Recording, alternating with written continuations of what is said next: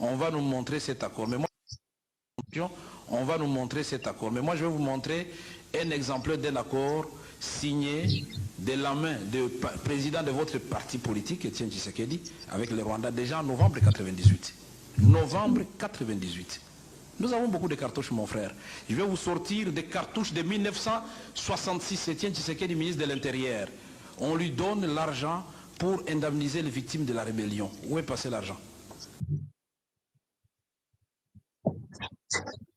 Tout balandi ya ma mission TV na pesi bino merci pour na ndenge bozali kolanda biso na ebisaki bino deuxième partie na biso tokokende na dossier ya Kamere apesi biso ya Félix Tshisekedi nga na komona ba sondage ebele ezali kosalema o bakotalisa ke Félix Tshisekedi azali na libungutulu à part Martin Fayulu, Dr Mukwege na Moïse Katumbi. Mais ndeko Vital Kamerhe moto asali soki 2 ans na prison oyo afrappa bato nyonso afrappa population afrappa bayi politique baafrappa même na mama Olive Lembe na kolakisa bino photo awa mama Olive Lembe boboto eleki tellement ake kotala bato nzoka mwasi na mobali bakosala frappe na bango ye akei kopesa compassion sanke ayeba baakofrappe ye na monaki photo yango awa na kolakisa bino.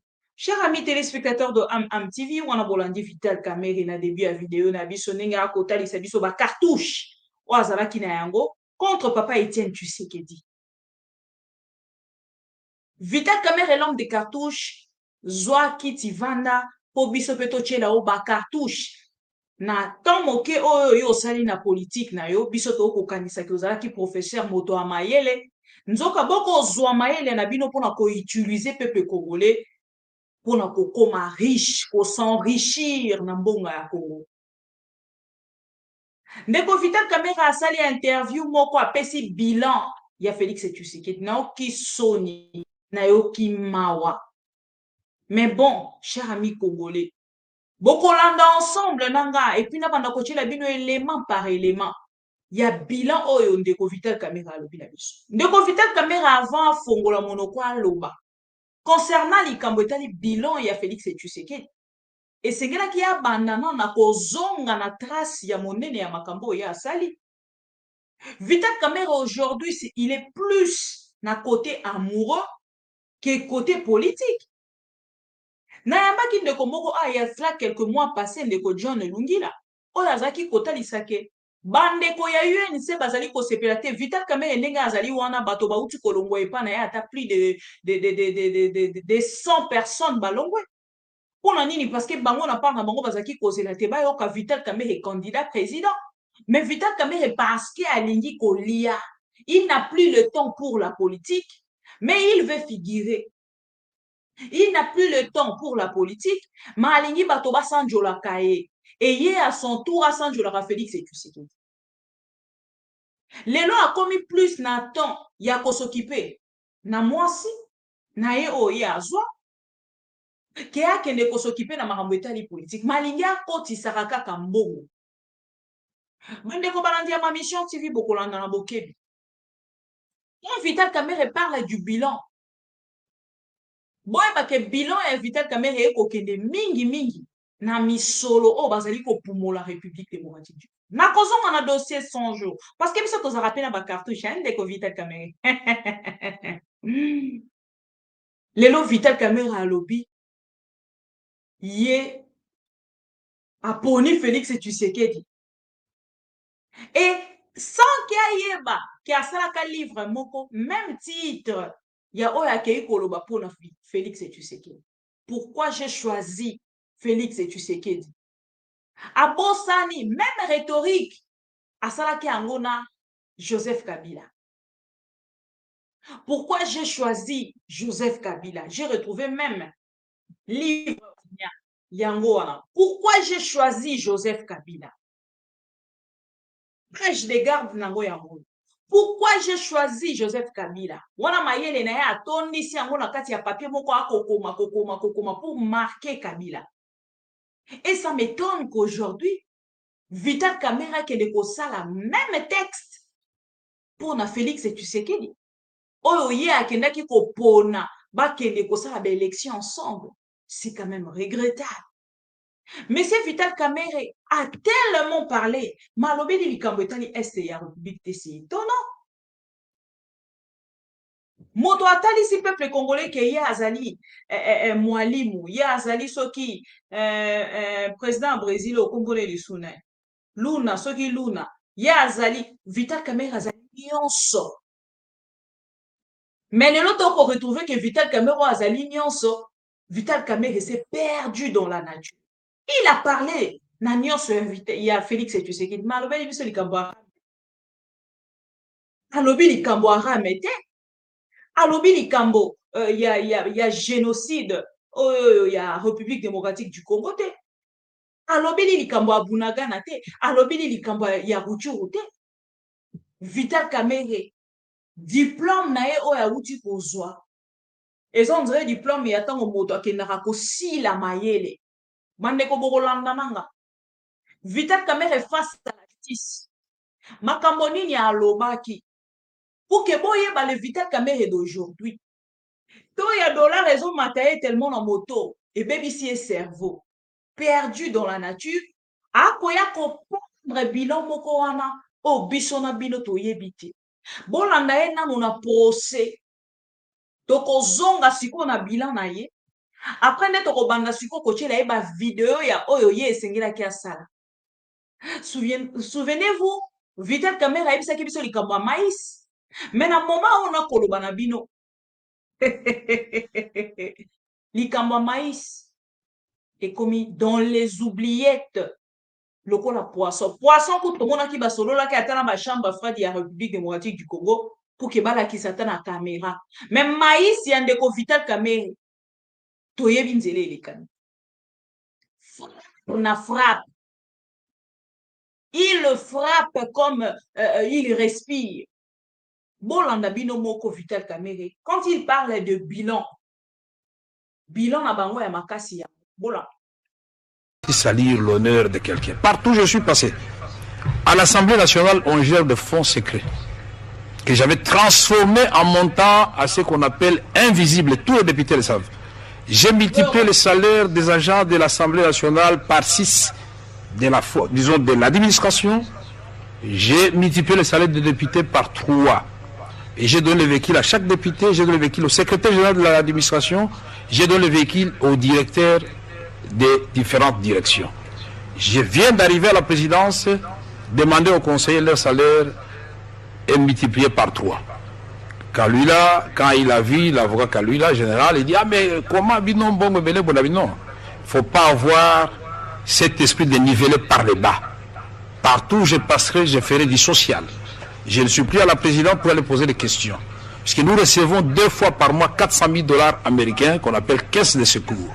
Cet argent sert à la fois pour enterrer, soigner et les agents du cabinet, membres de leur famille, et les gens de l'administration, et même la GR. Et même les carburants de la GR, puisque le ministère des Finances, très souvent ne paye pas ni le carburant de la GR. Combien de fois le général Kassongo, qui est de la police, et pourtant qui dépend du ministère de l'Intérieur, n'est-il pas venu pour dire qu'il faut vraiment que tu nous aides, vous nous avez confié une grande mission, mais nous n'avons rien. Qu'est-ce qu'on fait? Alors, donc, il ne faut pas venir ici, moi je ne suis pas ce genre de personne. Alors, je rentre que dans ce que a été dit ici. On a parlé du... Voilà. Boyoki ndeko Vital Kamerhe. Boyoki bilan, il y a Félix Tshisekedi. Multiplier misolo pour la autorité. Maintenant, on va que non, train de vie des institutions, toko bongisango, okoyoka ndeko Vital Kamerhe, bisika nyonso aleki atika batras. Et batras yango asalaka yango na bayi politique et non peuple congo. Na éviter soto aussi comprendre. Vital Kamerhe bisika nyonso aleki atiki ba trace a multiplier ba salaire mais ya ba fonctionnaire ya l'état te ya ba politique na ba député atalisi alobi ntango azalaka na assemblée on dirait ezali honneur lelo tokolela na likambo etali train de vie des institutions ba salaire ekomi 21 000 $ pour na ba députés nationaux Ndeko Vital Kamerhe a mis tout à alobi ya bakisela ba député salaire apesa bango ba mituka apesa ba salaire o babengi ba invisible olami bomba olakanga monoko ya alobi te akoya kolakisa biso ke ya azali politique un politicien oyo azokende komikunda na miso ya bato nyonso bakotala bakobetele maboko mwa mikunda akotala kaka poche na ye oyo nyonso etikali etali ye te nde politicien oyo ndeko Vital Kamerhe nde Vital Kamerhe oyo akoya kobetela biso tolo akoloba makambo nyonso mpo ke bakongole bayoka ye boyoki ye na première partie na 100 jours maintenant kaka na affaire 100 jours ndeko Vital Kamerhe alobi na biso bazalaki na affaire 100 jours et tout voilà nakotia pour ke boyoka j'aimerais pas na loba nga moko nakolinga nazwa bilan natiela bino boyoka ndeko Vital Kamerhe ndeko Vital Kamerhe depuis akomi na ministère oyo esaleki 4 fois 5 fois po alobela likambo etali ministère ya économie kolobela likambo ya masango ayelaki biso koloba likambo ya dollar oyo ande koloba peuple congolais azalaki koreklame ye aya pour ke azwa poste wana dollar ekita lelo akomi kotangisa biso likambo ya dollar bokolanda biso toza var ye moko abengi yango bacartouche tokei tokobanda na video nini ndeko Vital Kamerhe tobanda na video nini voilà tobandi na video voilà Kamerhe aye kotumbola bakongole ekomi lokola bokomi kose moke na bakongole kongola akoyeba lisusu te nani ye azali Tshisekedi a immunisé. Voilà. En face de votre candidat, Tshisekedi, il y a des candidats de l'opposition, Katumbi, qui est notamment là. Est-ce que c'est une candidature qui vous fait peur, vous en tant que haut cadre de la majorité? En face de votre candidat, Tshisekedi, il y a des candidats de l'opposition, Katumbi, qui est notamment là. Est-ce que c'est une candidature qui vous fait peur, vous en tant que haut cadre de la majorité? Donc Katumbi, moi je le connais depuis Sun City, et puis pour rentrer au Congo, il sait comment, il est rentré au Congo, il est devenu gouverneur, pendant que moi j'étais patron de son parti politique. Donc c'est quelqu'un que je connais très bien, je le respecte très bien. Il a ses ambitions, je lui souhaite bonne chance. Qu'est-ce que vous voulez que je dise d'autre? C'est une candidature sérieuse qui vous...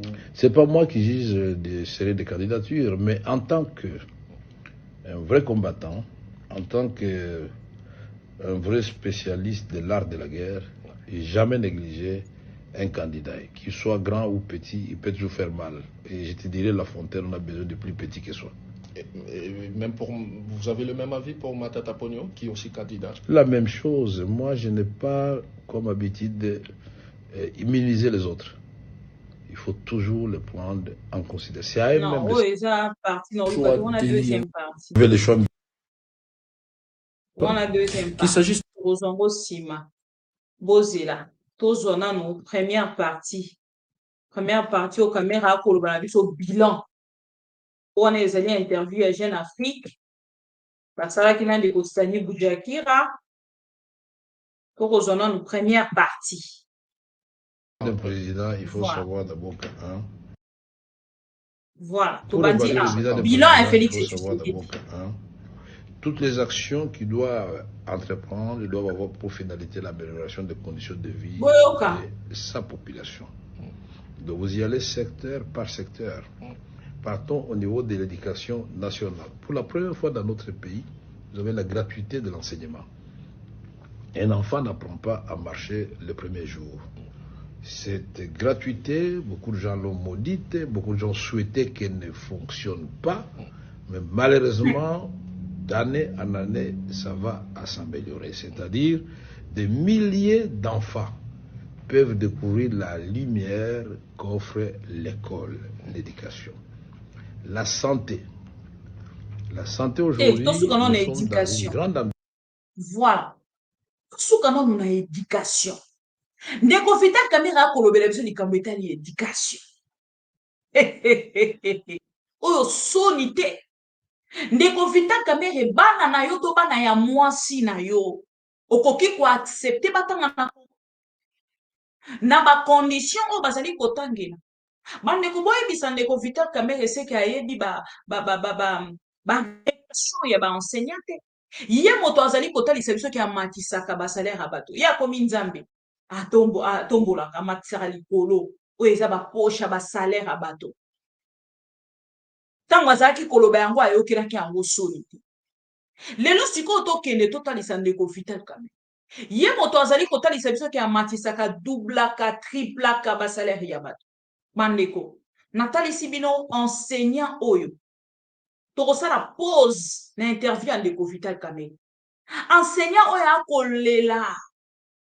Vital Kamerhe akoloba bango babakisaka ba salaire ya bato.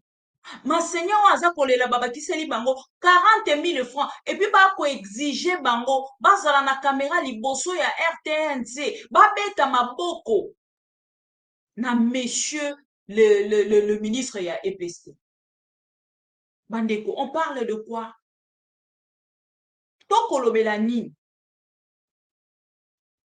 Oyo Ndeko Vital Kamerhe akoloba ayebi yango ou ayebi yango te? Makambo Vital Kamerhe akoloba yango avec conscience ou avec conscience te? Koloba ke enseignement ya Congo gratuité ya soi-disant d'enseignement, soi-disant gratuité et enseignement, ezali likolo, lelo parents moko tazali ko se plaindre. On a Vital Kamerhe akoloba yango parce que azali liboso a caméra ou azali koloba yango parce que azali na posa koloba ba congolais ba yoka. Monsieur Vital Kamerhe, une fois dans votre vie, bon préserver ata moi respect ya mokie et sangana tala moi français na bino bolobaka.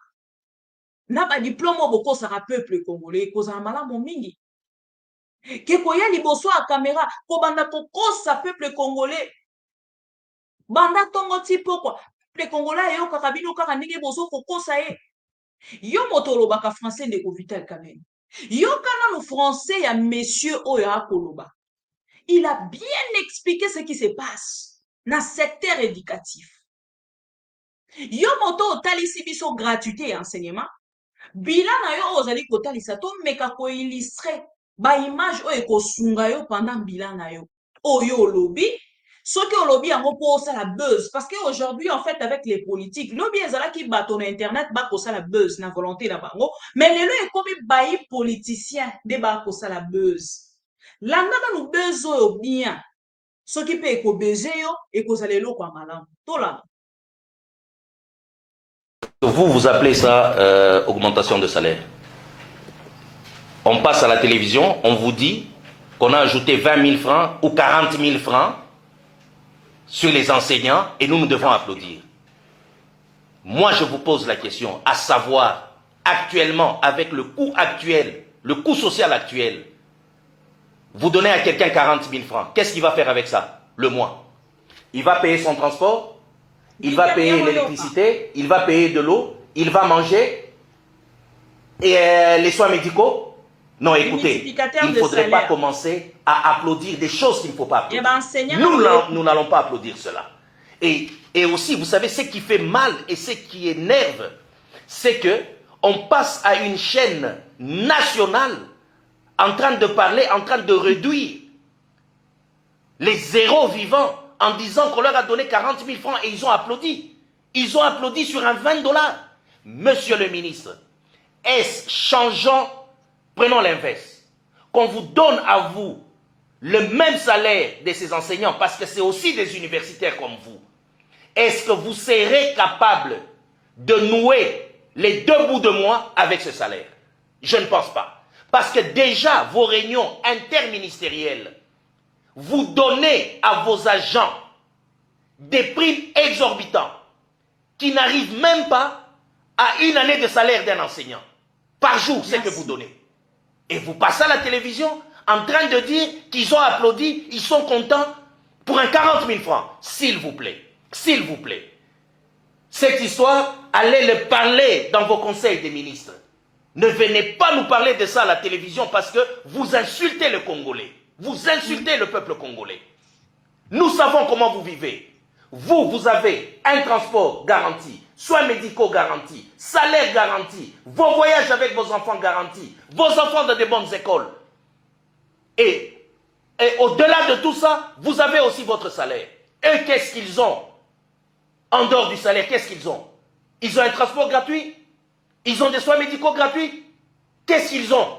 Écoutez, arrêtons maintenant de commencer, et vous devrez arrêter de se moquer maintenant de nous. Vous en avez fait pendant beaucoup d'années, maintenant ça doit s'arrêter. La seule chose que nous avons besoin, que nous demandons, nous supplions au chef de l'État, c'est de revoir vos trains de vie, ministres, députés, sénateurs et les autres fonctionnaires qui sont dans une opulence extrême. Mais quand vous mettez vos costumes là, vous allez travailler et vous savez qu'il y a des milliers de Congolais qui coupissent, qui souffrent parce qu'ils n'ont rien à mettre dans la bouche. Vous, vous êtes content? Quand vous vous servez de l'argent de ces milliers de Congolais, nous devons arrêter cela. Ces enseignants-là n'ont que ça comme salaire. Ils n'ont pas de COP, ils n'ont pas de commission. Mais dans notre République, nous voyons des gens qui travaillent, qui montrent qu'ils sont dévoués pour le travail. Ils ne sont pas dévoués pour le travail, ils sont dévoués pour le vol. 300 $ de salaire. Et vous avez un train de vie de 15 000 à 20 000 $ par mois. Vous les avez d'où?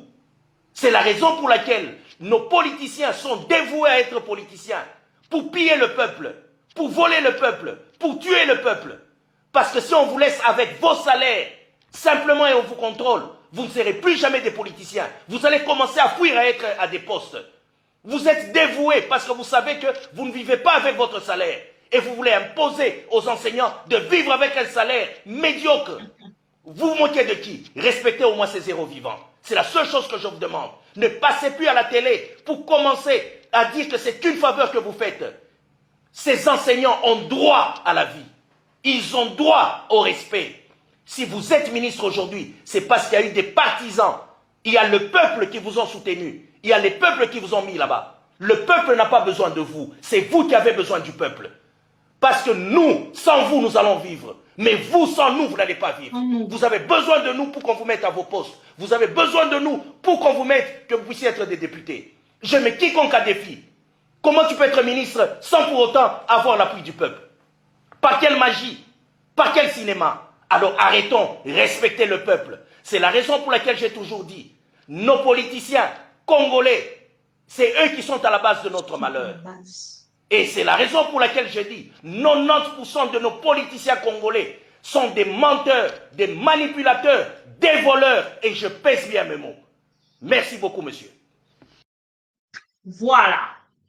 Bolandi, enseignant, azwa courage, ebele bazwate.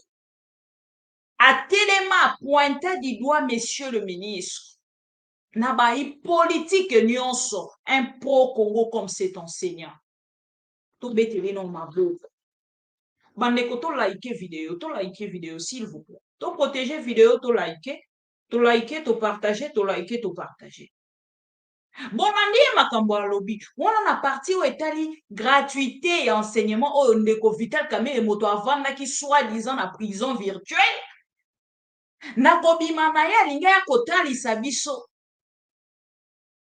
Que bilan et Félix Tshisekedi déjà largement positif. Monsieur Vital Kamerhe. Oui, vous pouvez avoir des soucis parce que vous étiez nakati ya prison virtuelle. Pour les Congolais, bazali ba prisonnier. Ba Congolais nyonso bazali ba prisonnier à ciel ouvert. Ba kola la nanzala na bango, ba kola mokala yango avec des conditions difficiles. Mais ndeko Vital Kamerhe nakati ya prison virtuelle azalaki. Asalini. A kosi peuple congolais, a manipulé peuple congolais, a yebaki o azalaki kosa. Mais c'est Vital Kamerhe a koloba likambetali ba salaire boyoka na kati ya prison tango azaki koloba. Abimia ko continuer ko kumisa yango vidéo na ko tshela bino ya bilan o ya sali ya Félix Tshisekedi a ko se rendre ba compte eza vidéo ya ba 7 minutes. Parce que tu as dit que tu gratuité et enseigne. Quand aussi ça, na komema bino, na vidéo ya ba retraité, ba enseignant ou ya ba retraité. Ba ekolela, ba koloba ke ba kata likambo na bango malamu te. Boza ko imaginer ba enseignant retraité ba kolela na kombo ya ministre. Na moni même ministre asali communiquer pour na koloba ke oye makambo wana yebi yango te et tout voilà et kenda ki ezongaki. Très regrettable pour mon pays. Na luka vidéo ya ba retraité wana voilà ba papa na biso ba maman na biso ba retraité molanda bango bien na bokebi ya watu oyibi kosala justice mboka kokufa oyo ye toli mwa bamboka ngo ya ye. Ce qui se passe, nous sommes les enseignants retraités abusivement par le ministre de l'EPST. Nous réclamons une retraite régulière, honorable et digne. C'est ça, nous sommes venus ici pour que la justice congolaise puisse dire le droit. Et maintenant, on nous dit que ceux qui devraient, je ne sais pas qui compose, je ne sais pas quoi, il y a un membre qui n'est pas là. S'il y a un membre qui n'est pas là, le autres ne peuvent... Ah, s'il y a un membre qui n'est pas là, est-ce que la séance ne peut pas avoir lieu? Hein? Beaucoup de nos camarades meurent. Nous venons de perdre encore un autre camarade, Augustin Ongono. On venait de l'enterrer jeudi passé. C'est quoi ça? C'est quoi ça? Un enseignant n'est pas une personne digne qu'on peut respecter dans ce pays. Nous avons quand même travaillé pour cette République. Nous avons droit aux indemnités de sortie qui sont dignes et honorables. Un enseignant retraité qui n'a pas de salaire, qui n'a pas droit aux soins médicaux, cet enseignant-là ne peut pas manger, cet enseignant-là ne peut pas vivre. C'est quoi? Moto moko asali boko remplacer ye te tokufa soins eza te salaire eza te 2 ans mobimba totangisi bino tosali mabe ototambola na bavoitire biso ye tozosouffrir boko oyoka ta mawa na biso te oyo mboka ndenge nini yo boye boni boyeko seleka justice ya bamiyibi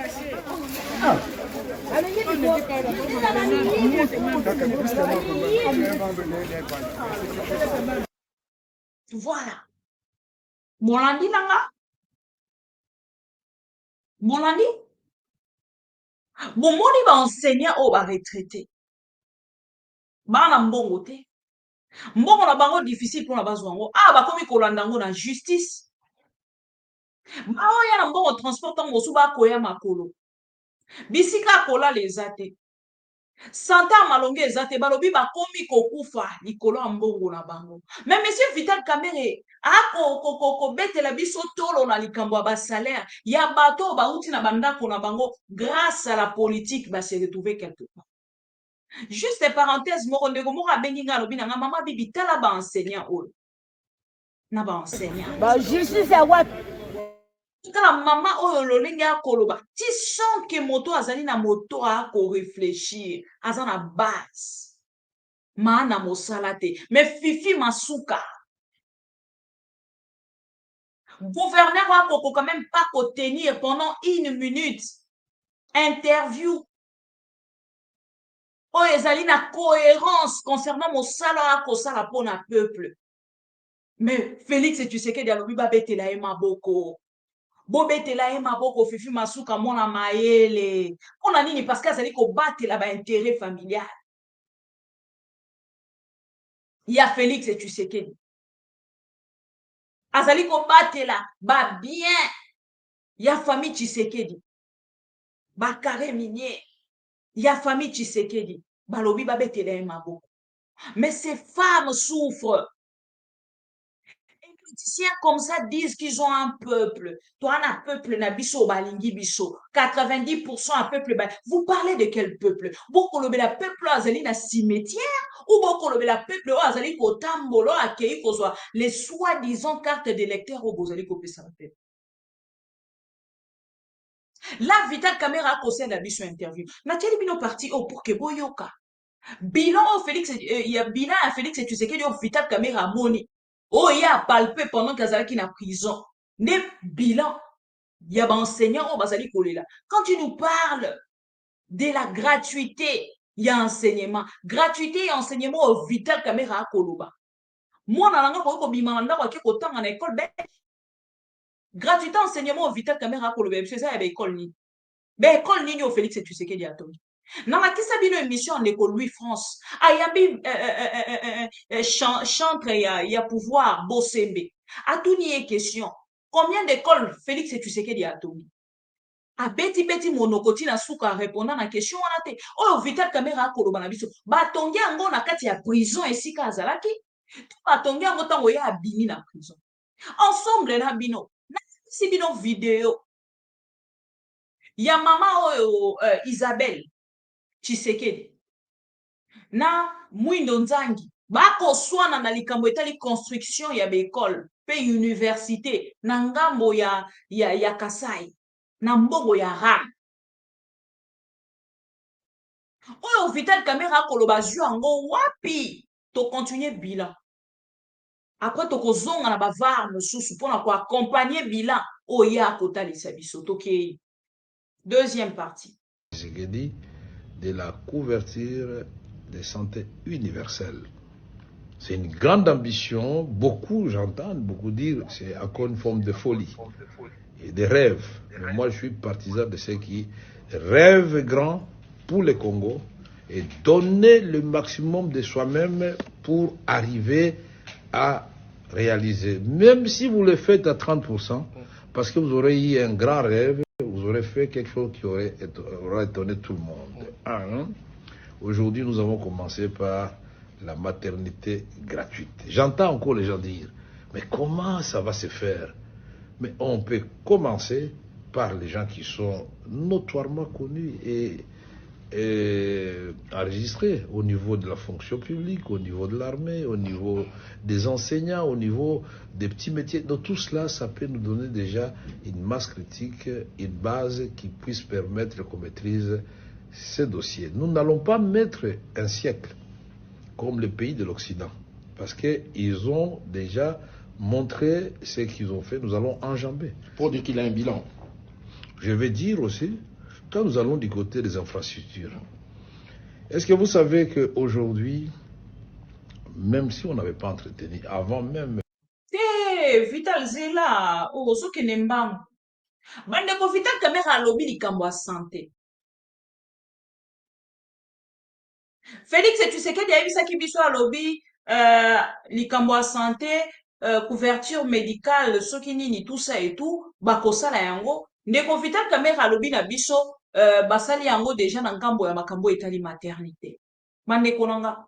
Comment moto akoki nano kozala na malaria bazui traitement na été na couverture médicale o bango bakotalisa biso? Moto azui mutu pasi ba traité et gratuité. Moto abukani lokolo bako traité été, mais il faut comme anazemi. O kokota. Nde bakende kozwa soin na yo. Et puis na ba hôpital nini? Ndeko Vital Caméra lobi topesi gratuité na makambo etali maternité. To bandi na maternité muke tokomata. Bandeko nyonso boboti na gratuité. Lokola gratuité enseignement version Félix et Tshisekedi. Bokomelanga, na besoin na bino. J'ai besoin de vous interviewer. Bokomelanga la tinda caméra. Parce que ça c'est blaguer avec le peuple congolais.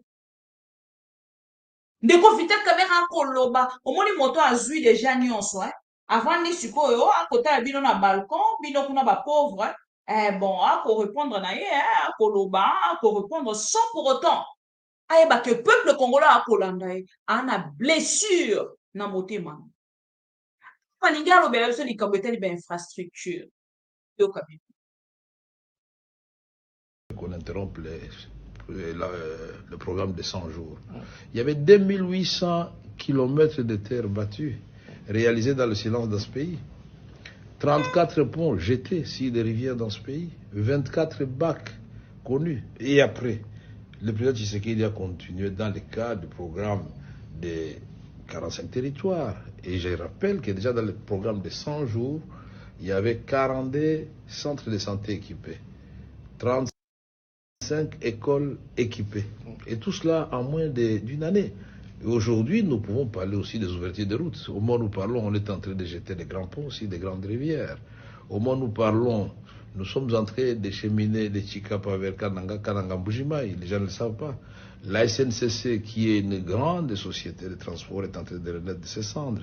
On n'avait qu'à regarder Kinshasa ici. Je ne suis pas fan des bâtiments. Parce que nous savons, quand on nous compare à nos prédécesseurs, on parle de bâtiments et tout et tout. Je ne sais pas s'il y a un seul bâtiment qui peut rivaliser. En moins de 6 mois, vous avez vu comment des gratte-ciels sont sortis de terre, le centre de finances de Kinshasa. Aujourd'hui, quand vous regardez Mamayemo, qui n'a jamais été ne fût-ce que réhabilité, allez voir Mamayemo aujourd'hui, l'université de Kinshasa a accueilli, s'il vous plaît, même des étrangers à l'occasion de la francophonie. Les stades du 20 mai, Tata Raphaël, aujourd'hui, non seulement le stade a été rénové, mais on a construit des habitations à côté. 1000 habitations ou 1000 capacités d'accueil. Nous ne parlons pas des hôtels qui sont en train d'être construits à la suite du climat des affaires qui est créé. Aujourd'hui, nous avons... Ndeko fita caméra alobi la biso likambo etali ma infrastructure, alobi likambo à faire 100 jours, alobi akoleka na penza mbango mbango. Te mokolo ya lelo, bandako ba soldat. Oyo yaki nango ole basala na ma matériaux durables, alobi basala yango ba maison préfabriquée. Et combien poli? Combien poli? Vital Kamera alobaki na biso bandako mosusu etikalaki soki wapi botuna bango bandako wana eza wapi oyo etikalaki soki na Turquie eza wapi pendant ke akoloba na biso likambo ya banzela batongi wapi bandeko nanga esika moko te batongi boyebi chile gelu soki batongi ndenge bayaka kosala promotion. Vital Kamera akoloba sans accompagnement ya image. Toyebi chile gelu ndenge bazala bazotonga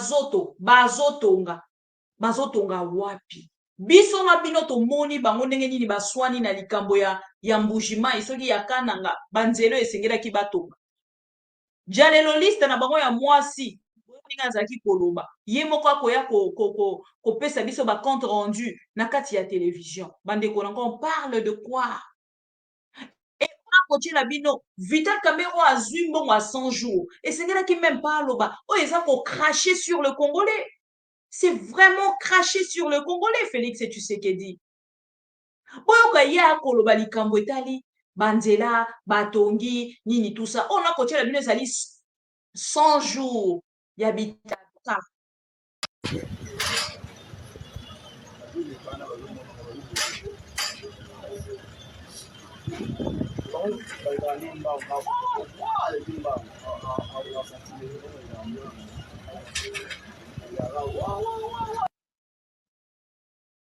bomoni saut de mouton ya bitabe mpona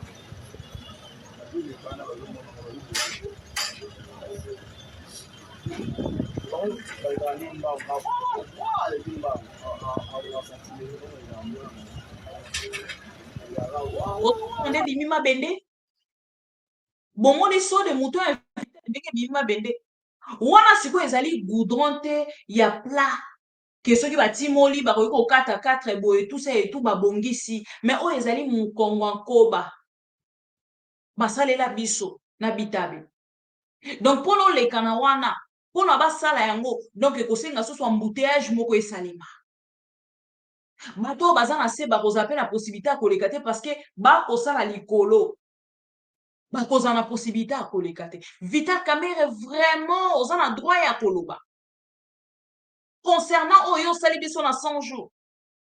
Aujourd'hui toye kokonstate ke ezalaki novelas faire 100 jours ezalaki novelas télé-réalité des voleurs d'Ali Baba et les 40 voleurs. Et lelo na part na bango bazwi pe temps ya koya koloba parce que toza na peuple mouton, parce que toza na peuple nul, parce que toza na peuple jololo, ignorant, peuple faible. Vital Kamera n'avait vraiment pas du tout.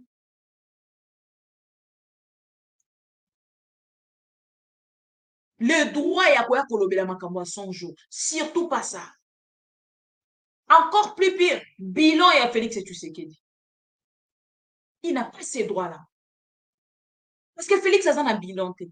Et il a participé na kati ya koboma bilan na bango moko.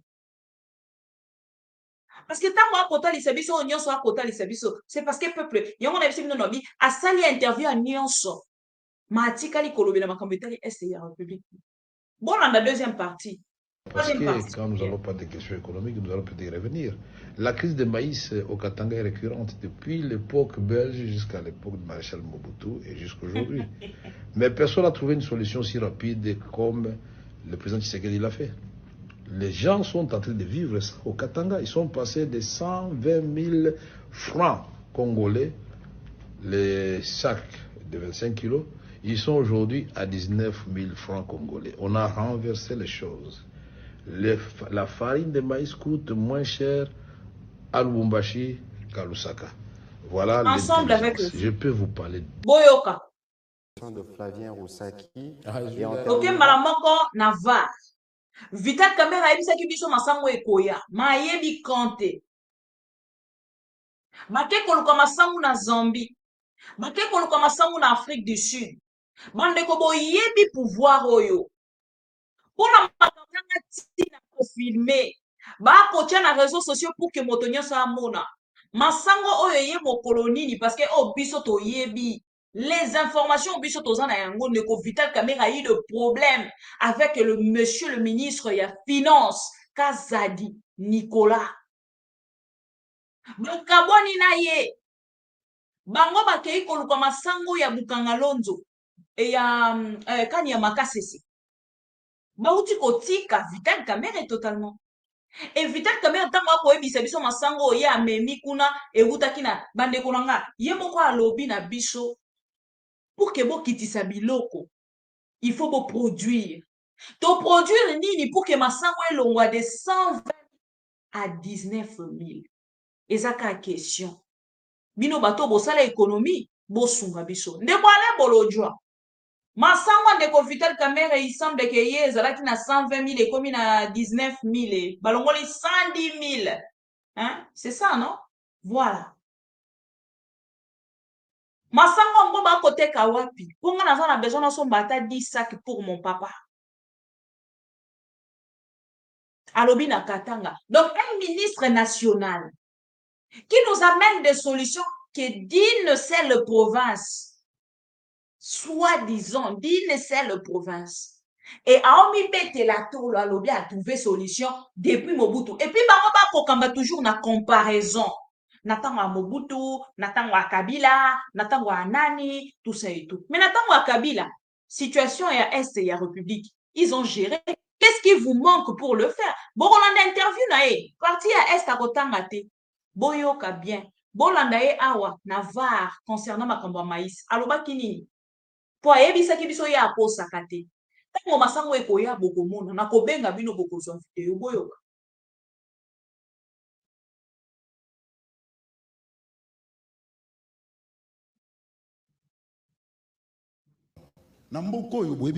Rendre hommage aux victimes et aux disparus. Nous sommes allés là-bas, le président, on lui a expliqué non, c'est parce que nous n'avons pas de quai convenable d'accostage. Tout de suite, il en a commandé 4. Allez poser la question aux gens de Calais, si on n'a pas construit 4 quais modernes. Mais maintenant, c'est venu des montagnes. Et tout ça, si vous me donnez du temps, on peut vous expliquer. Il y a des gens qui creusent de l'eau, il y a des gens avec 2 millions de personnes qui entrent chez vous, les arbres devaient en pâtir, bien sûr, qui étaient plantés, les montagnes sont devenues nues.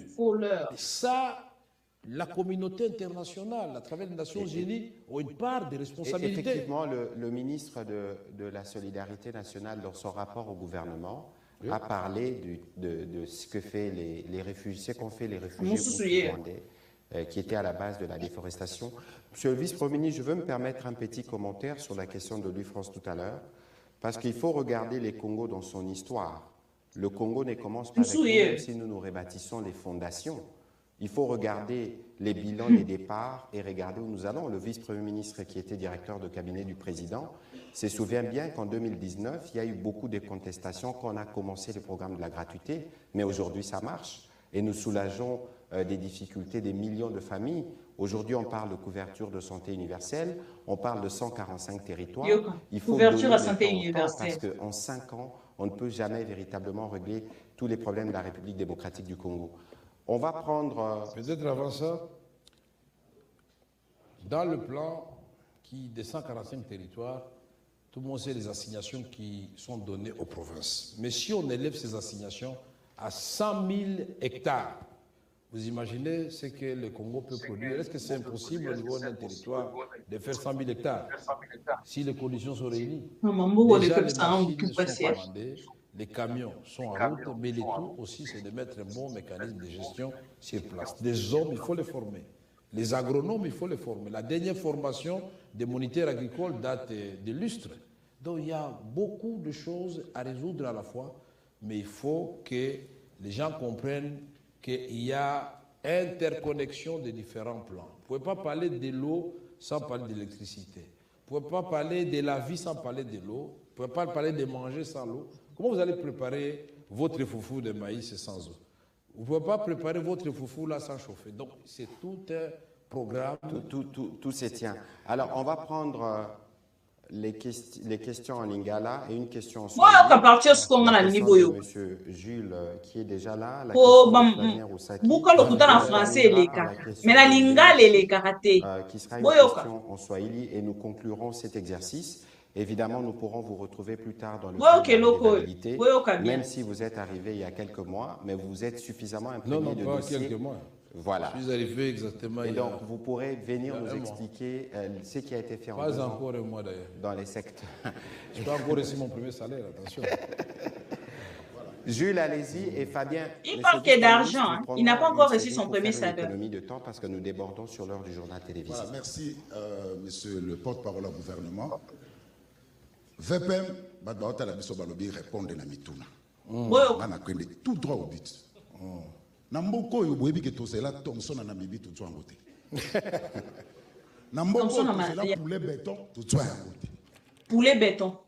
VPM aye masango ya de père et de mère. Masango de père et de mère. Il y a de père et de mère. Pour outi na bana. Alors, mituna. Masango ekoya mukoloni. Mukoloni. Ekote kama na combien? Wapi. Qui a mon téléphone là? Pe bakote kayango wapi. Wapi. Na vraiment mukuse. Et puis ba fonctionnaire bazolela. VK un économiste. Comment na mboko yo dollar mataka chaque année? 2019 taux 19, 2020 taux na 20, 2021 taux na 21, 2022 22 de l'offre 2023 taux ezana 23. Alors VK pour 25 dollar et kokita mukolo nini nini fonctionner sur ba foutier as incapable de fouta ndaku parce que ndaku fa fouta na dollar mbo mazui to ezanke VK dollar et kita mukoni na Congo. Merci. Voilà. Vous voulez répondre, monsieur le vice-ministre? Oui, oui. Allez-y alors. Nakura tete. Yo. Ye nalandake bikonyo sote. Zera yo ba makambo masango ya mkoni ne olobaki liboso ya mona te. De père et de mère. Basango de père et de mère na bien monté mais masango ya tu suis yo. Bien. Pour notre zone, c'est la bino bilan. Regardez ici. Oh, mais c'est ma basse pour rien. On pourra partager plus tard. Le chargement qui a commencé hier déjà. Maman babi loba lingala. Awa, ezali chargement au ebandi lobby. Ebandi lobby déjà dans Lusaka par un Congolais. Il a demandé seulement au ministre de l'économie, est-ce que vraiment ma mesure n'a mis solo? Dans le lobby, oui. Na yambiye. Signéga Mukanda, na Zoya n'a plus de 200 000 tonnes. À lui seul, il va répondre à un quart de. À lui seul. Bosiko, l'obal. Awa, à partir de l'embarquement, on a au PCF vert et ça, 4 jours, comme dans le Bumbashi. On a ça à communiquer avec les cantonniers sur le monde. Il y a mis balo le baki. Taux d'échange. Taux d'échange, chaque jour. Alors, ça, Nini, à ça, la communiquer. ya alobaka lokuta te bandeko na nga obokolandanga te mokolo ya lelo nakotiela bino 4 sorties médiatiques ya ndeko Vital Kamerhe atikala kolobela likambo ya masango te depuis wana ndeko Vital Kamerhe te mokolo ya lelo alobelaka kaka likambo etali dollar mpe dollar yango ekiti te bautaki koinjecte mwa soki montant ngo soki combien na kotiela bino ndeko Papi Tamba moto amaîtriser montant yango batiaki soki 150 000 soki 150 millions bautaki kotia na kati ya maboko ya bachangere ya Kinshasa kaka mpona spéculation wana ekita bazwa bavideo batia na internet bakende soki kolalisa peuple Congo malheureusement esimbi mpona tokoloba bautaki kokitisa yango ekomaki ntina soki 23 soki 0.5 soki 24 ntango bapesi mbongo na maboko ya bachangere ya bakwa e awa tokoloba ezongi lisusu ntina 2005 pourquoi j'ai choisi Félix Tshisekedi bolanda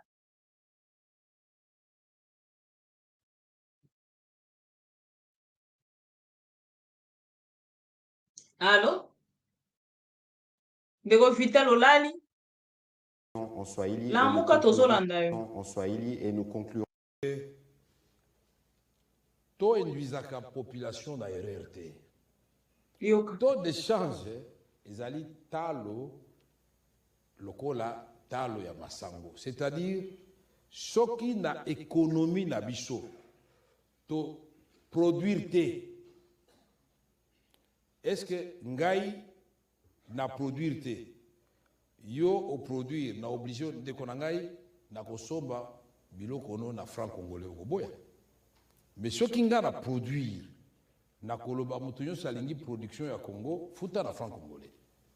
Sauf foutu na franc congolais, la loi de l'offre et de la demande, ça signifie que la demande s'exerce sur le franc congolais et le franc congolais trouve l'embellie. Liboso ezali ka dollar. Mais lolo kite machina wabi non yuan. Pourquoi? Parce qu'ils ont diversifié leur économie. Ba loni, ba sali, ba mituka, ba sali, ba fize biloko belé. Babi pobo zwa biloko na biso bo futa kaka na mbongo oyo ya biso. Union européenne, euro. Soko ke na poto. Bautuna mamba Congo qui avait mis selon la Chine na Europe. Ba pesa na euro puisque bango mo ba produit biloko na bango. Mais yo lo ba sho toi wa a futo na franc congolais. Aba papa kende ko tambola biloko yo ngana euti banda na produire ngo awate. Donc voilà. Pour que le taux baisse, c'est que les amis taboté. Il y a les bosso toujours discuter peut-être ça qui m'a gouverneur de la Banque centrale la prochaine ECOFIN il faut ça puisque nous devons révisiter de fond en comble la politique monétaire. Il faut total la politique monétaire d'abisso malam et ça le système bancaire non surtout malam. Il y a mi balé ngai na moninga na ngai ya agriculture na baninga non surtout dans la ECOFIN na ba to secteur productif to yokani. Il faut présenter Binon Onalobaki le plan, il y a diversification, il y a économie. Les alités, il y a 5 ans, non. Et là, on dit que ça, là, tu pèses Binon, n'a pas quantité, tu pèses Binon, n'a pas délai, n'a monitoring, c'est-à-dire suivi, et c'est à quelle date précise Binon comme on a. Boende Basaka, Makamo. Vaut mieux tard que jamais, de Konangai, Nandimi que moi, Kokoso, Ezalaki, puisque attention, Bing Ezalaki, et puis ils ont continué la guerre à Est. Mais en même temps, il faut vivre, puisque nous avons une guerre à Makas. Quand nous avons été à terre, nous avons été il y a un alobaki. Tout ça, Bitumba, il y a Koluka Kimia, c'est-à-dire la paix, il y a Koluka Lipa, c'est-à-dire la paix. C'est-à-dire tout ça, la PP, Pemi Balé. Pain, la paix. Et donc, Makabani Soussawa Ouest, il faut vraiment total ndengeni ni mboko yo batu nyonso baza kolula yango biso mboko nde tofinga kango chaque jour. Ça c'est aussi parmi les facteurs aggravants auquel la libanda musano émission ngara. Voilà wana ndeko Vital Kamerhe akotatone boko ka tâtonnement pour na likambo etali réponse précision ya pamba ya makambo etali taux d'échange bolandi alobi nini alobi esengeli to produire soki to produire toteki nde tokokitisa taux de change. Siko ya kotalisa biso badialeloliste bauti kotalisa no dollar ekiti eza dollar à côté nini ya liboso apa Félix to ya liboso apa Vital boyoki il faut qu'on produire ce qui vont produire des dollars ekoki kokita siko biso to produire nini vite ndeko matata podi telanga na bato pardon matata. Quand vous allez en Afrique du Sud, mais ce sont aussi des Africains comme vous et moi, comment vous allez continuer à vous plaindre du maïs? Ce n'est même pas des ordinateurs, du maïs. Cher ami Nicolas, du maïs. Qui ne demande qu'à planter les graines, d'attendre la pluie et de récolter. 62 ans après l'indépendance. Chers amis, ayons quand même la honte de vous poser certaines questions. Voilà pourquoi nous avons monté Boukangalon. Un projet ambitieux, mais combattu par les Congolais. Pour dire, quand Matata s'engage dans un dossier, ça réussit toujours. Congo-Ouest, il a réussi. Transco, il a réussi. Bâtiment intelligent, il a réussi. Esprit de village. Non, s'il entre, il va réussir. Mais quel était l'importance de ce projet? C'est de permettre effectivement aux Congolais d'assurer une indépendance alimentaire. Mais, chers amis de la presse, les politiciens congolais ont été corrompus par des étrangers qui importent les produits alimentaires pour dire ce projet ne peut pas réussir. Et ils ont dit, nous allons tout faire pour que ce projet échoue et qu'on dise que c'est Matata qui a volé l'argent. Cher ami Jonathan, j'ai conseillé 3 présidents de la République depuis que j'ai quitté mes fonctions. Et tous ces présidents sont conscients que je suis un homme honnête. Et je peux vous dire que je n'ai pas volé un dollar. Voilà une correction à Matata. Si vous bolanda, ndambo qui est qui interview, to chande ko Vital Kamerhe be interview na ide, wana bolanda qui sortie médiatique na ya libusu. Après tant to attaquer bango la makamba maïs virtuel. Awa siko depuis wana akomaka kobima koloba. Boyoka. Des incubateurs pour les jeunes qui font des tilapia silaki. 2000 jeunes, je peux vous parler alors de l'aéroport de Bunia qui est en train de réhabiliter. Est-ce que vous savez qu'en silence, on est en train de prolonger l'aéroport de Kavumu à Bukavu? Est-ce que vous savez qu'en silence, des lignes de haute tension sont en train de se construire pour éclairer beaucoup de villes? Donc, si il faut faire des visas, il faut choisir vraiment peut-être 3 numéros de Jeune Afrique, alors je vous parlais de tous les bilans. Alors, est-ce que vous savez aussi que le plus grand bilan aussi de Félix Tshisekedi, bien sûr son prédécesseur a eu le courage de modifier la redevance minière dans le nouveau code, passant de 2,5 à 10% en faveur des Congolais pour que ça profite aux Congolais. Mais on ne l'a pas, et il n'a pas si appliqué cela. Le président Félix Tshisekedi a dit s'il faut que je meure, mais il faut qu'on applique cela. Et même il a... Maintenant, code minier, Oyo Kabila asalaka. Mais on est à Kotombo la voix. Pour que Kabila asalaka malamu. Pour que code minier. Intérêt à ba Congolais à 10%, ce qui a combien de pourcents? Non. Là, il étouffe. Mako kende Kotombo la siko esika Félix. Oh non, Kabila lobby, Félix a lobby avant un coup. Lobby bien. Kabila il le courage. Il y a qu'à changer code minier. Parce que Ezra qui peut profiter dans ba Congolais. Mais bango bato bazui sikoyo volant, soi-disant de père et de mère. On est maintenant ba pesa yango na intérêt à ba Congolais. Boyo ki bino moko député à UNC. Oya kei na ko dénoncer. Alobi ata na tango Kabila basala kango te. Oyo Félix a kosala ni. Félix ole asala oyo Kabila atikaki. Ya zongi kosalela oyo ezalaki avant Kabila. C'est-à-dire on dirait toi un accord de minier. Et a ole Vital Kamerhe qui n'a pas coupé sa courage. Na bato basala ki atana soni papa. Iboza la katana soni à mokie Vital Kamerhe. Avant de faire cette interview, vous avez suivi votre député. Il n'a pas dénoncé makambo à ma baby no boko sala na pouvoir na bino. Je ne sais ce qu'il a dénoncé parce qu'il n'y a pas à se retrouver. Mais makambo okoloba, député wana uti ko dénoncer. Il a tout dit. Atalisi mafia na bino. Bokomi koluka ndenge ya ko démentir. Oh non, tout ce qu'il a dit c'est faux. C'est un député national. Donc c'est pas un homme de la rue. C'est-à-dire avant les canetando qui a fait cette information, à kena qui n'a pas zoa ba précision avant luba. Et c'est ngeli boka soni. Mafia bozali ko sala avec votre leader mafieux. Vraiment, ezali soni pour le peuple. Oh ya pesa ki bino pouvoir. Ce qui réellement est qui n'a peuple. Parce que oh maman bibi, le pouvoir, ceux qui les autorités, le pouvoir, ceux qui toute autorité vient de Dieu. Mais ngana ko yebisa moto wana. Autorité nyo se utaka na Nzambe. Autorité Félix et Tshisekedi uta na Kabila. Et moto nyo so aye bien. L'autorité ne vient pas de Dieu. L'autorité, oui, toute autorité peut venir de Dieu, mais tout pouvoir ne vient pas de Dieu. Le pouvoir de Félix vient de Kabila, et tout le monde le sait. Et c'est le quoi ça, vous êtes d'accord avec moi? Beta maboko ici koza. Alors, Vital Kamerhe tanga ko lobeli kamba code minier.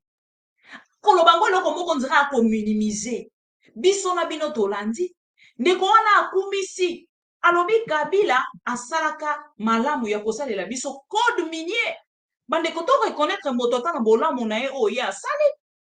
Kabila asalaki code minier. Mais Félix a ya bafoué. Hein? Il faut dire la vérité. Tout le belo on est là qu'on a combo nango.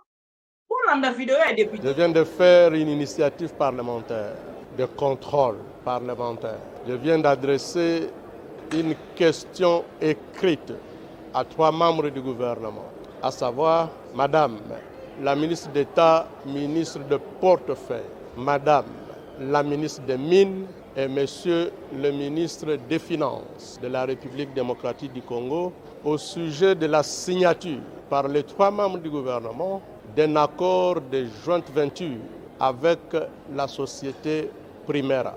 La société Primera est une société de droit des Émirats Arabes Unis. Au terme de cet accord, il est indiqué que la société Primera et la République démocratique du Congo créent ensemble des sociétés Primera RDC.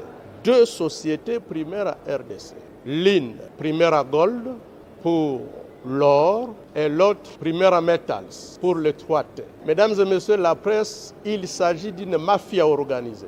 Pourquoi? Chaque société Primera n'apporte que $20,000. Je dis bien $20,000.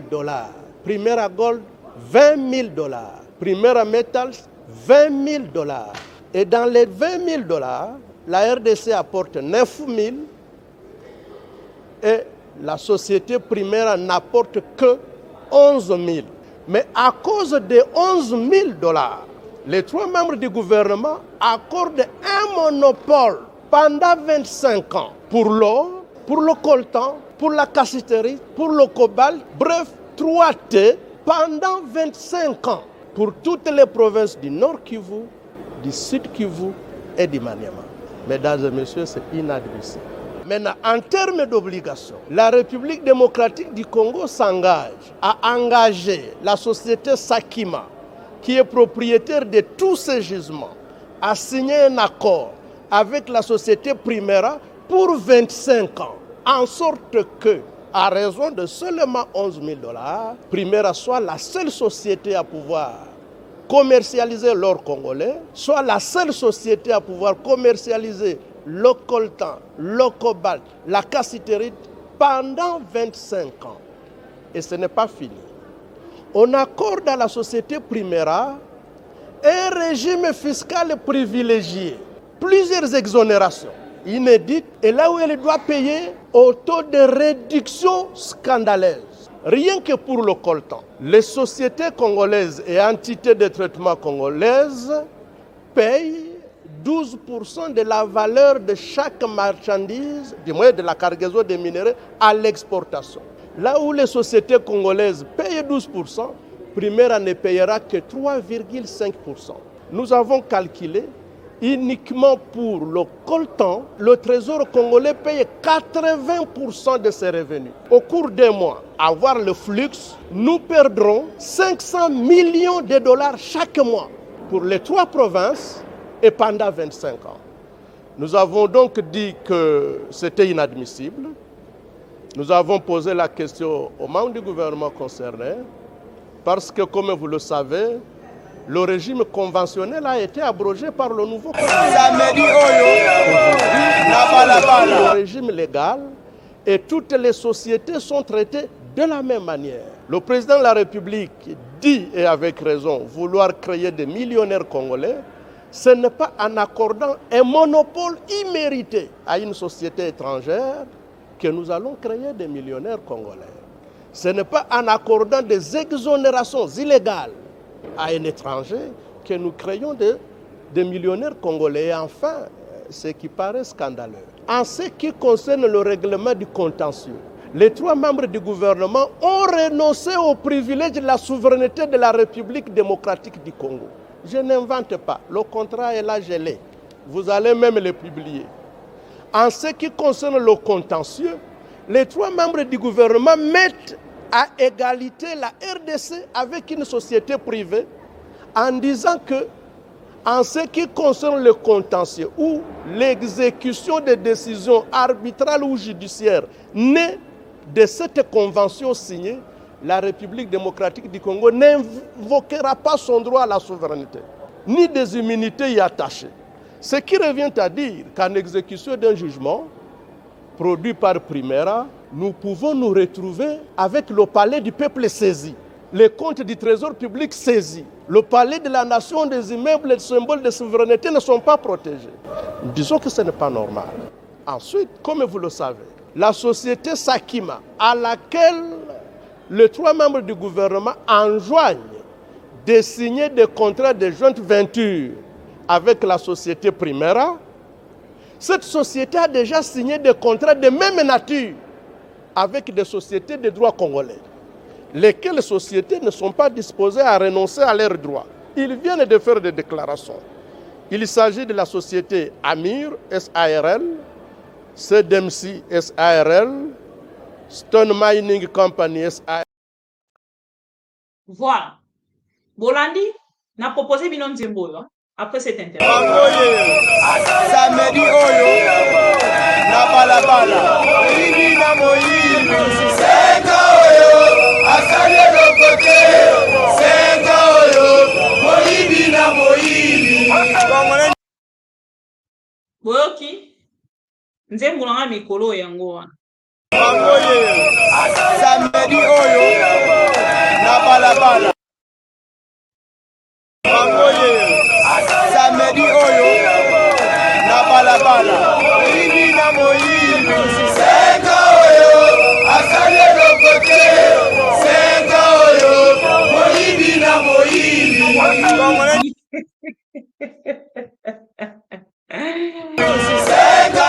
Bolandi bino moko. Ndeko Vital Kamerhe est perdu. Vital Kamerhe est contre son député. Il nous dit, il nous parle d'un bilan, il nous parle des codes miniers, pendant que Yemokwaza conscient, à lobby bien, Kabil était courageux, il a changé code minier. Donc il a fait ça pour l'intérêt des Congolais. Alors, Félix Tshisekedi de père et de mère, où en sommes-nous? Un slogan de père et de mère. Parce que le vrai père et de mère, le vrai enfant, ce qui est le vrai peuple, ce qui est le vrai autorité de père et de mère, tout le monde. Ma œuvre, il y a de père et de mère, tout le monde. Lelo ba komi kokotisa na hotel ba uti ko inauguré à riche, ceux qui a riche kolo HJ. Ba komi kokotisa ngo déjà na bilan Félix Tshisekedi. Oh climat des affaires et apaisé pour que ya mutu moko ka ye kaka moto akosala ba société. Ah, il est fait vivre. Toi aussi c'est interview à Vital.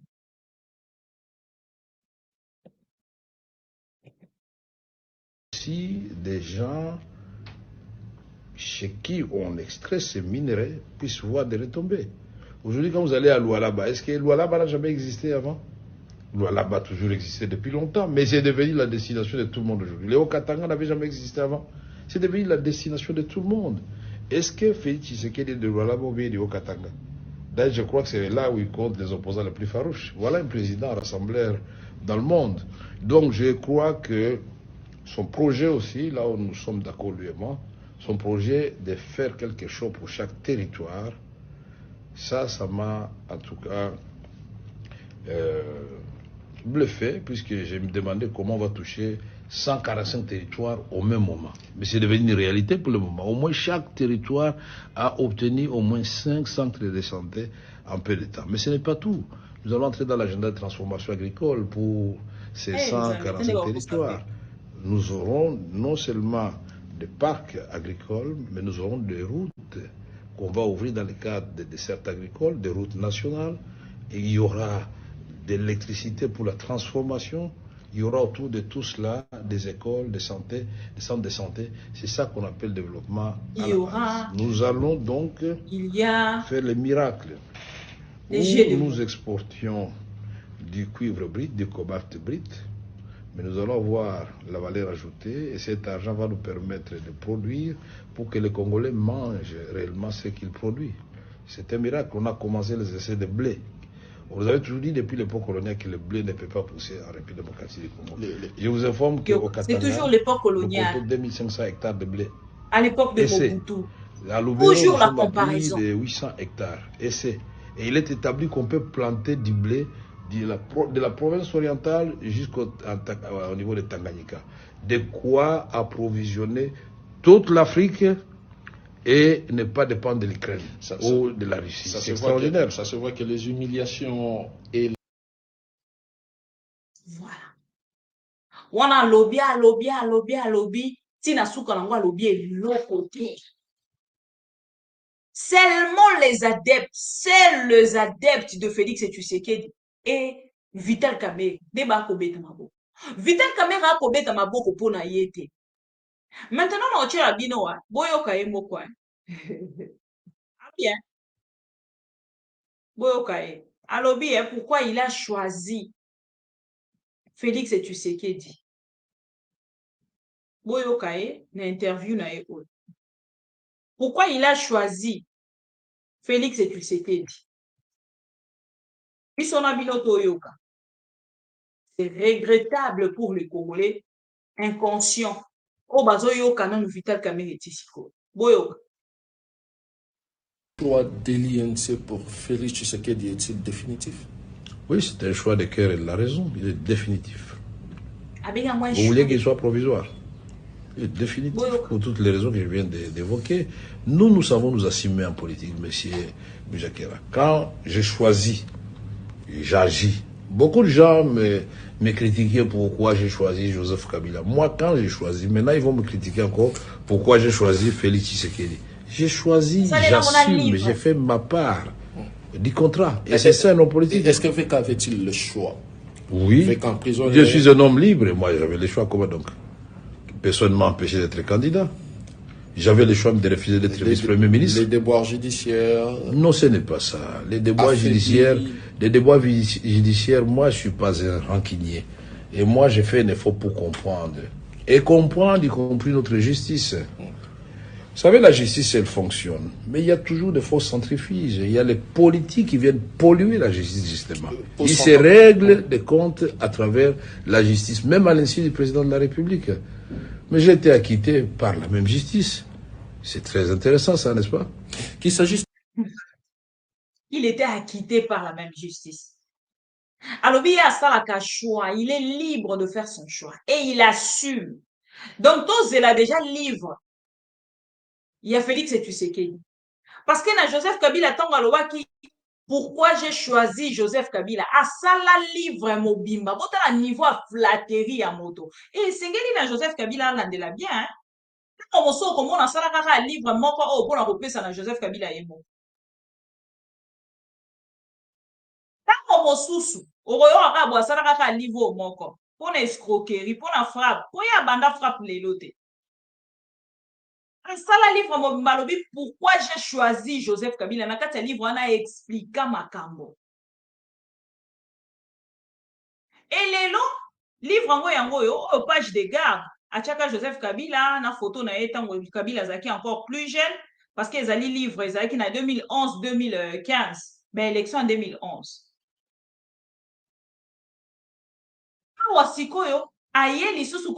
Pourquoi j'ai choisi? Donc, le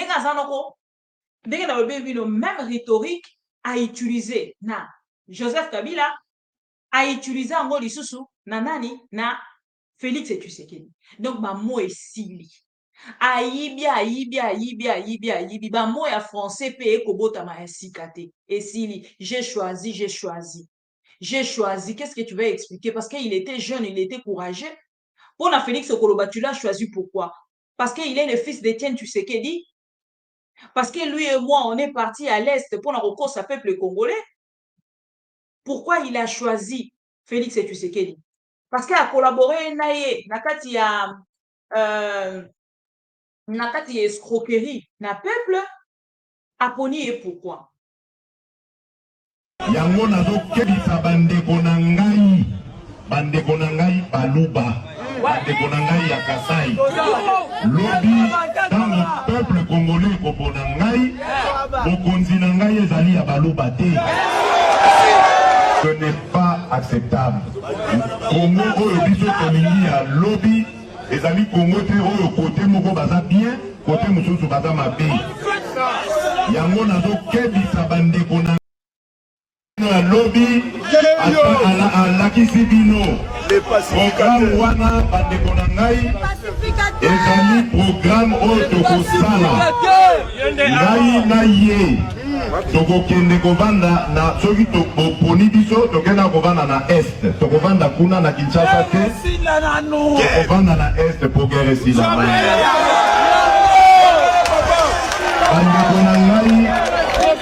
bandeko na ngai bana boma nakoki koyebisa bino que c'est vrai tozo souffrir biso bato à côté ouest ya république mais bozali na idée ata moko te ya pasi bandeko na biso ya este baza komona mikolo nyonso nzambe asala ezala mama ezala papa soki akei bilanga ayebi te soki akozonga mobimba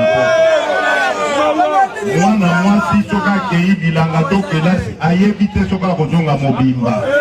C'est tous les jours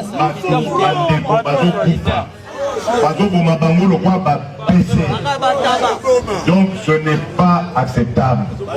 Congo oyo biso tolingi ya lobby ezali Congo te oyo kote moko baza bien kote mosusu baza mabe. Yango nazo kebisa bandeko na ngai baluba bandeko na ngai ya Kasai. Mais qu'on n'a jamais vu un accord qui a été signé entre le président Kabila et le président Kagame. Pour outrepasser tous les volets. Ce n'est pas sérieux ce que vous dites, monsieur Kamere. Si vous aviez un plan pour pacifier l'Est du Congo ou l'ensemble du pays, et l'Est du Congo, c'est toujours là où il y a l'instabilité dans votre pays, et ce plan approuvé à l'Assemblée nationale, elle n'a pas été appliquée. Pourquoi? Est-ce que c'est parce qu'il y a eu un autre plan entre Kabila et Kagame? Justement signé le 23 août 2008, 8 mois après. On va revenir sur votre plan là. Exact, on va revenir sur mon plan, mais je voudrais vous dire, le 23 août 2008, le président Kabila et Kagame, à travers les représentants. Mais ce qui est curieux du côté du Rwanda, c'est le chef d'état-major général de l'armée et le ministre de la Défense qui avait signé. Qu'est-ce qui est curieux dedans? Curieux, c'est de l'autre côté. De l'autre côté, c'est le ministre de l'Intérieur qui a signé à la place du ministre de la Défense, ce plan-là. C'est l'inspecteur général de la police qui a signé à la place du chef d'état-major général de l'armée. Donc ça veut dire que de votre côté, vous n'étiez pas sérieux, du côté rwandais, vous étiez sérieux. C'est ce que vous voulez dire? Ça, moi, je n'entre pas dans ce qui se passe du côté du Rwanda, mais les personnes attitrées à engager l'État dans les domaines de la défense et de la sécurité. Selon vous, pourquoi, de votre côté? C'est que l'élan Vital Kamere, Makambo Nyonso Balobaki na Félix Tshisekedi concernant SCA, ko pacifier SCA République, ko kende ko vanda kuna bazongi pona ba rendre compte na peuple wana. Ils ont utilisé peuple wana loko a bouclier na bango pour que bango bazwa pouvoir au bazana yango le ba dondo na basi na bango.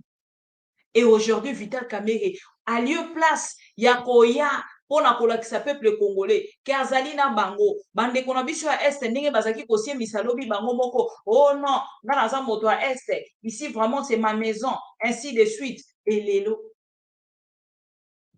elelo bavandi na bango bakomi kosala tele réalité koto oyo Vital Kamerhe akobina na mama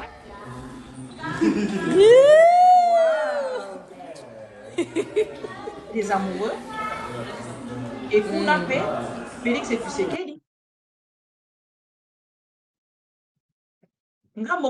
c'est vrai que le président, comment vous l'appelez, non, c'est pas Kagame. Tshisekedi, lui, il est à Kinshasa, il fait toujours les anniversaires. On voit des gens qui dansent, des gens sont en train de mourir à l'Est. Bon, ça ne semble pas trop les émouvoir. Si le président propriétaire du pays lui-même n'est pas ému, je ne sais pas pourquoi les autres présidents s'émouvraient de ce qui se passe dans l'Est du Congo. Sinon, exactement qu'est-ce qui se passe? Voilà. Et un monsieur comme ça, pour ça, il arrive, il y a quoi moi je connais Katumbi. Je connais Katumbi, Katumbi tel qu'il est là, j'étais même le patron de son parti. Mais Kabila aussi, a Ebio Vital Kamerhe. Nanga Félix Tshisekedi et son pouvoir. Nanga pe alobi ayebi Félix Tshisekedi na pouvoir na ye. Siko nani ayebi nani? Mutako zoka. Ba mafieux ba kozoka. Yango na lingi ba congolais. Toana kanda nanga. Meto yoka kaka ne fisko ebi. Soki ba koseli yo makambo. Siko komi na niveau ye ba vérité go. Pour que ça pèse, ne sika toza actuellement. Il y a François Matanouzoula, na kosi. Alain Sanga, na kosi. Yves Manstouken, na kosi. Christian Dombe, na kosi. Makambo na koloba. Donc, makambo na koloba, il y a bongo. Blaise Takai, personne va me contredire.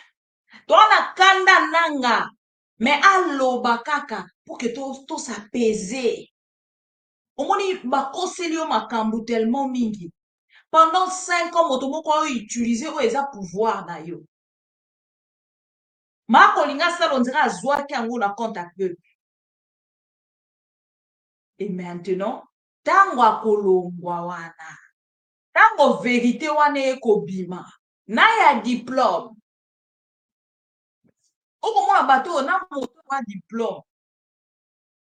Akomi kondima na ya kosa poza la kaka na sima moto azwa diplôme yango na lobi bayi politique ebele balingi kokende kozwa ba diplôme pona kwa kokosa ka peuple congolais. C'est ça l'objectif.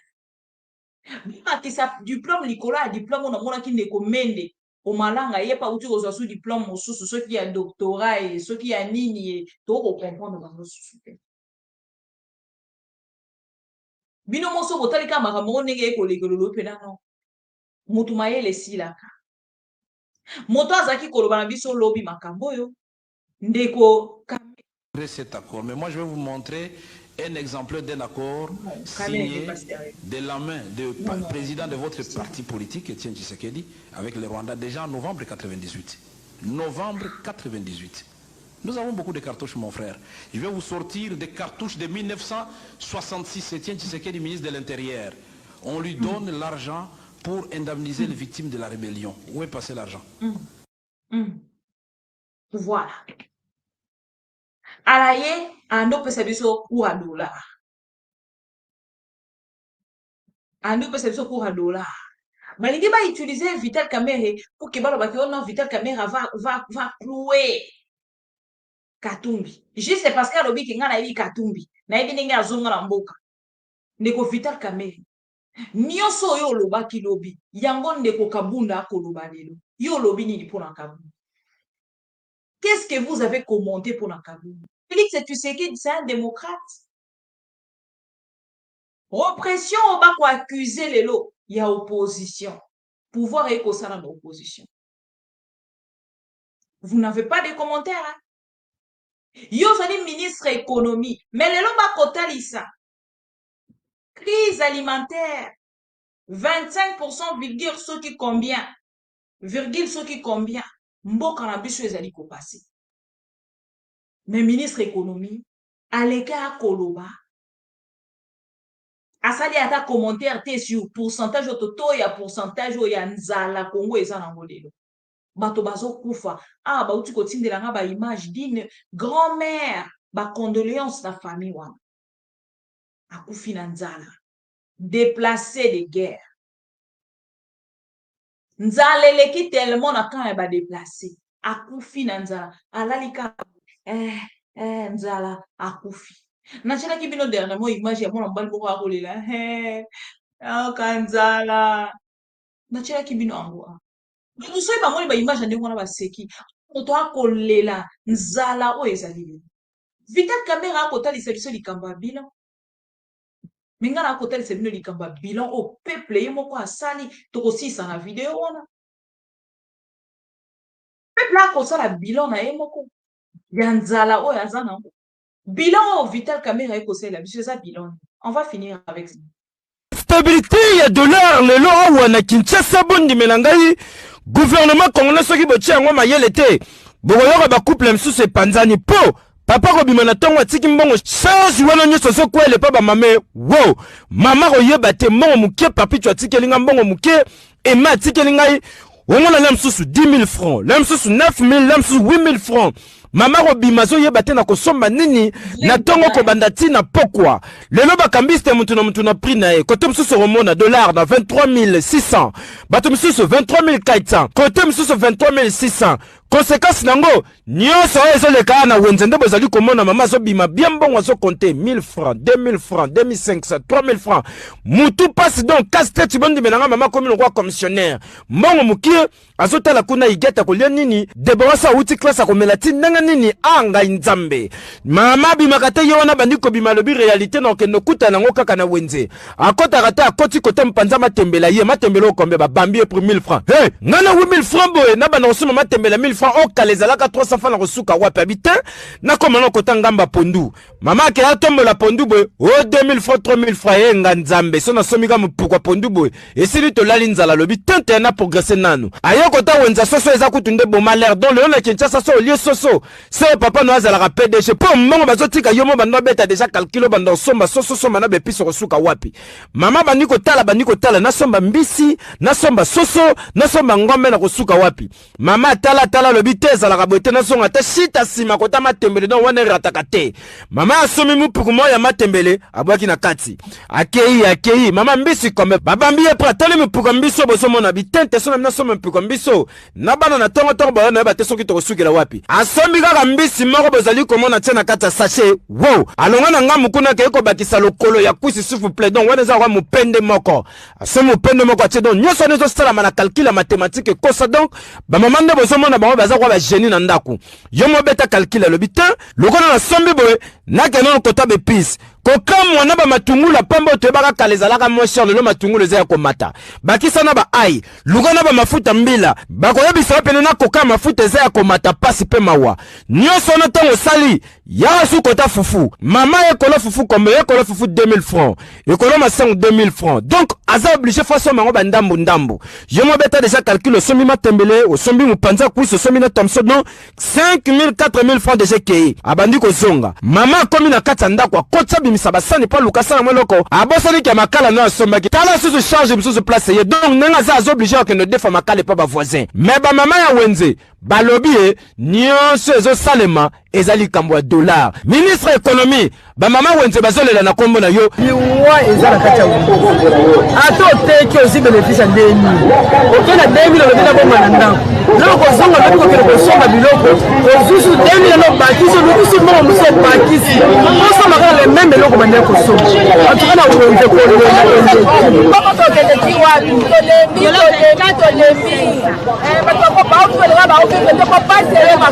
et bon autant to songe pa mama ye moko awa na explication ya mama na pasi na mawa yoka mama nenga azali ko communiquer liboka matembelo 1000 francs yebisanga na sombi na kene na Thomson oto bane ko somba na 300 francs yango lelo komi 1000 francs solo Thomson ngana lia papa lia beba na balia yango na obwaka la matembe na tali susu ko yonga ya pamba te ko so ko la puce oyo ndo zo mona papa ko la puce oyo 1000 francs so 1000 francs o bana balia papa mutako lo bengai tena kisasa moto ezopela bakosa bino te soki batikeli yo 10 000 francs mobala ye akuti pena olambi ndimela ngai oza pena suka na technicienne po bamama lelo technique epai philosophie epai soko ozaka moto ofandela make-up ntongo midi pokwa mobala kotikeli pena 10 000 ayo okuta boye le soir rouge he lobi okanga bisako zengi ndako epa na bino oke kololola kuna na ndako ye wo po lelo dollar bozomona ekoti bulu yeke na marché okosomba nini bana bakolia nini na tongo bana bakolia nini na pokwa na pasi pe mawa gouvernement samade bobande déjà musala ou bien bozela nanu te population zolela bazotala élection pe yango elinge yati o quel boulelo ba voilà soki déjà na Kinshasa batu bolela boy combien de fois na province soki na Kinshasa babi moto epela combien de fois na province batu na province na pesi bino mbote bo réagir à travers le message il y a partout bisika bozala soki bolandi biso voilà so tant on est Vital Kamerhe akoloba ke nyonso sava na ndaku na ena mama Amida na bana na ye oye apesi ba poste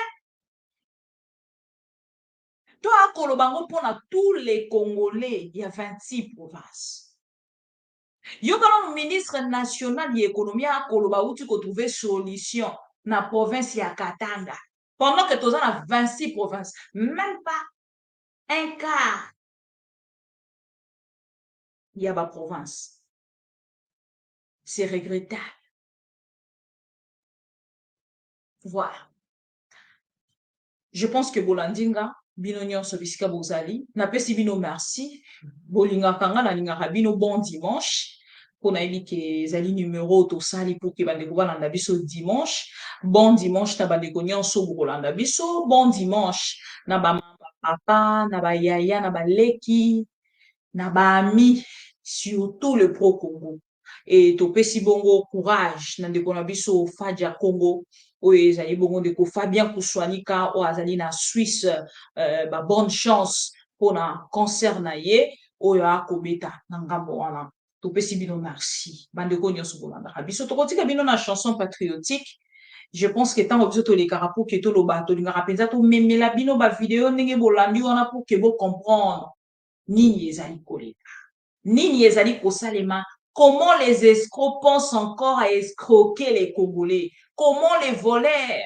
pensent encore ou se préparent à voler encore les Congolais? Je pense que dans le lobby, pour Koutani Balasima, pour le numéro Oyo Kolanda. Bisous, bye. Tango bokoyo kanzembo yo, boko luka bokanganga mutuna yemba kiyango. Oh. Meko luka barebele bazokata batumi toujours nuit bozoko kate. Gouvernement de merde, très nul. C'est moi, Mouissa Nzanzu Makasi. Peuple congolais, soyons unis. Ennemi azana porte na biso, encore azali na mawate. Soki tomi bateli teo, gouvernement kosunga biso teo. Bazoki pema wana bisote o Tokoma na Beni Adef Nalu Bazoboma batuneti basoso Eske gouvernement bozangi force ya kubundisa bango Tokoma na Bunia Bakoneko Bazokata ba toujours et nuit Eske général Eluboyo zomona te o La pays Congo, pas de président pas de gouvernement, ce sont des voyous, ce sont des imbéciles. Balingi kakalo kumutango population zombo mamana misona bango. Quelle sorte de gouvernement? Peuple congolais, disons la vérité. Ongande général Kostandima, Ongande major Kabila.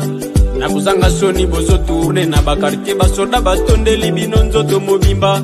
mais peuple bazokufa, population bazokufa jour et nuit.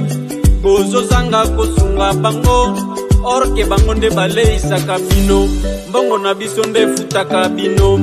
Mais bozoki pe biso te o, tozokufa neti basoso, bozomi benga les gardes civils. Nous sommes des gens fatigués. Quelle sorte de gouvernement qui se quête? Voilà, yosa présidente, yosa parti vide. La pays Congo, pas de président, pas de gouvernement.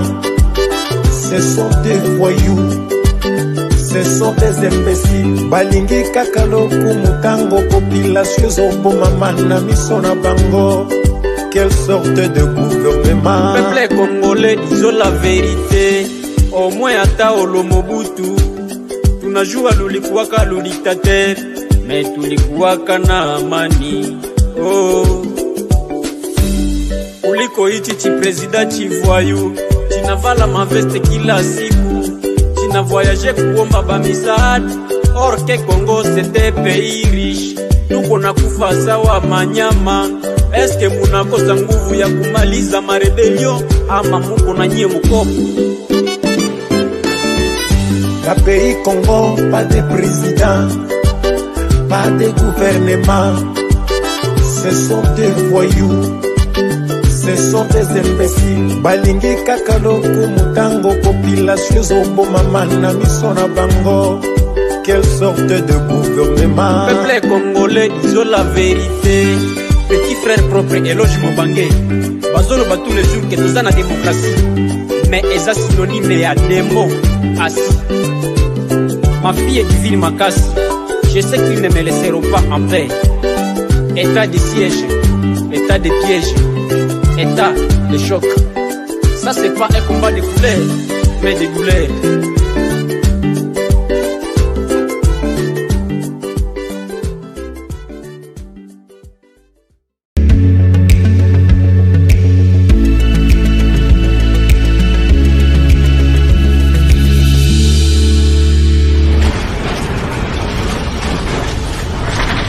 Ma mission